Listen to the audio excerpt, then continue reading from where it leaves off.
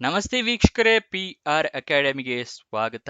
ಗ್ರಾಮ ಪಂಚಾಯಿತಿಯಿಂದ ಹೊಸ ಸರ್ಕಾರಿ ನೇಮಕಾತಿಯನ್ನ ಕರೆದಿದ್ದಾರೆ. ಜಾಬ್ ಬಗ್ಗೆ ಸಂಪೂರ್ಣ ಮಾಹಿತಿಯನ್ನ ತಿಳಿಸ್ಕೊಡ್ತೀವಿ. ಅದಕ್ಕಿಂತ ಮುಂಚೆ ನಮ್ಮ ಚಾನಲ್ ಇನ್ನು ಸಬ್ಸ್ಕ್ರೈಬ್ ಆಗಿಲ್ಲ ಅಂದ್ರೆ ಇವಾಗಲೇ ಸಬ್ಸ್ಕ್ರೈಬ್ ಆಗಿ. ಇವಾಗ ವಿಡಿಯೋನ ಶುರು ಮಾಡೋಣ. ಶಿವಮೊಗ್ಗ ಗ್ರಾಮ ಪಂಚಾಯಿತಿಯವರು ಹುದ್ದೆಗಳಿಗೆ ಅರ್ಜಿಯನ್ನ ಕರೆದಿದ್ದಾರೆ. ಉದ್ಯೋಗ ಸ್ಥಳ ಶಿವಮೊಗ್ಗ, ಕರ್ನಾಟಕ. ಆದರೆ ಬೇರೆ ಪ್ಲೇಸ್ನವರು ಕೂಡ ಈ ಹುದ್ದೆಗೆ ಅರ್ಜಿಯನ್ನ ಹಾಕಬಹುದು. ಆದರೆ ಶಿವಮೊಗ್ಗದಲ್ಲಿ ಕೆಲಸ ಮಾಡೋದಕ್ಕೆ ರೆಡಿ ಇರಬೇಕಾಗುತ್ತೆ. ಟೋಟಲ್ 14 ಹುದ್ದೆ ಖಾಲಿ ಇದೆ. ಯಾವ ಹುದ್ದೆ ಇದು ಅಂತ ನೋಡೋದಾದ್ರೆ ಸೂಪರ್ವೈಸರ್ ಹುದ್ದೆ ಇದಾಗಿದೆ. ಇದಕ್ಕೆ ಸ್ಯಾಲ್ರಿ 19,201 ರೂಪಾಯಿ, ಅಂದ್ರೆ 19,201 ರುಪೀಸ್ ಪರ್ ಮಂತಿಗಿರುತ್ತೆ, ತಿಂಗಳ ಸ್ಯಾಲ್ರಿ ಆಗಿರುತ್ತೆ. ನೆಕ್ಸ್ಟ್ ಇದರ ಎಜುಕೇಶನ್ ಕ್ವಾಲಿಫಿಕೇಶನ್ ಅನ್ನು ನೋಡೋದಾದ್ರೆ PUC ಅಂತ ಹೇಳ್ತೀವಿ, ಅಥವಾ 12th ಅಂತ ಏನ್ ಹೇಳ್ತೀವಲ್ಲ ಅದನ್ನ ಪಾಸ್ ಆಗಿದ್ರೆ ಸಾಕು. Second PUC ಆಗಿರ್ಬೇಕಾಗುತ್ತೆ. ಅದನ್ನ ಪಾಸ್ ಆಗಿರೋರು ಈ ಹುದ್ದೆಗಳಿಗೆ ಅರ್ಜಿಯನ್ನ ಹಾಕಬಹುದು. ನೆಕ್ಸ್ಟ್ ಇದರ ಸೆಲೆಕ್ಷನ್ ಪ್ರೋಸೆಸ್ನ ವಿವರ ತಿಳ್ಕೊಳ್ಳೋದಾದ್ರೆ, ಜಸ್ಟ್ ಇಂಟರ್ವ್ಯೂನ ಪಾಸ್ ಆದ್ರೆ ನೀವು ಈ ಜಾಬ್ಗಳಿಗೆ ಇಂಟರ್ವ್ಯೂನ ಪಾಸ್ ಆದ್ರೆ ಸಾಕು, ಈ ಜಾಬ್ಗಳು ನಿಮಗೆ ಸಿಗುತ್ತೆ. ಯಾವುದೇ ರೀತಿಯ ಪರೀಕ್ಷೆ ಬರೆಯೋ ಅಗತ್ಯ ಇರೋದಿಲ್ಲ. Return test, computer based test, ಲಿಖಿತ ಪರೀಕ್ಷೆ ಯಾವುದೂ ಕೂಡ ಇಲ್ಲ. ಜಸ್ಟ್ ಇಂಟರ್ವ್ಯೂನ ಪಾಸ್ ಮಾಡಿ ಜಾಬ್ನ ನಿಮ್ದಾಗಿಸ್ಕೊಳ್ಳಿ.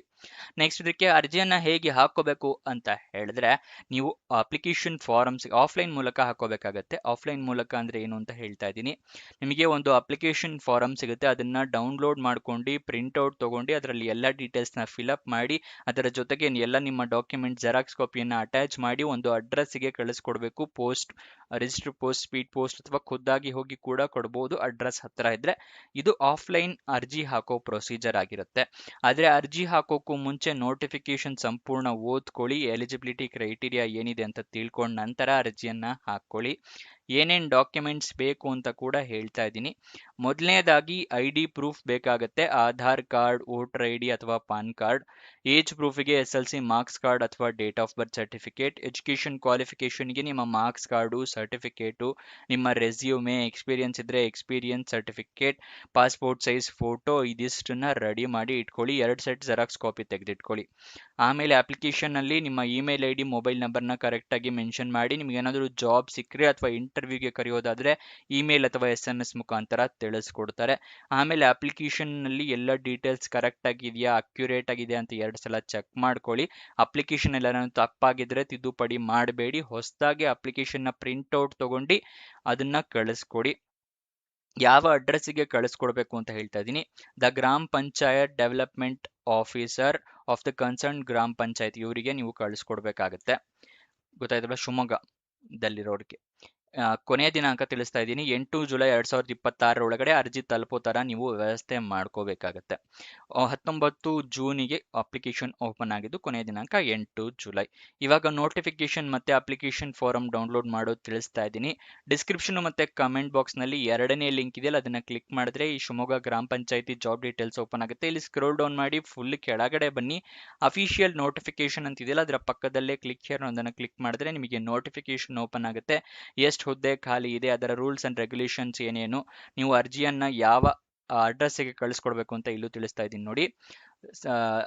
ಅಗತ್ಯ ದಾಖಲೆಗಳೊಂದಿಗೆ ಸಂಬಂಧಿಸಿದ ಗ್ರಾಮ ಪಂಚಾಯಿತಿ ಕಚೇರಿಗೆ ರಜೆ ದಿನಗಳನ್ನು ಹೊರತುಪಡಿಸಿ ಅರ್ಜಿ ಸಲ್ಲಿಸುವ ಕೊನೆಯ ದಿನಾಂಕ 8 ಜುಲೈ ಸಾಯಂಕಾಲ 5:30 ಒಳಗಡೆ.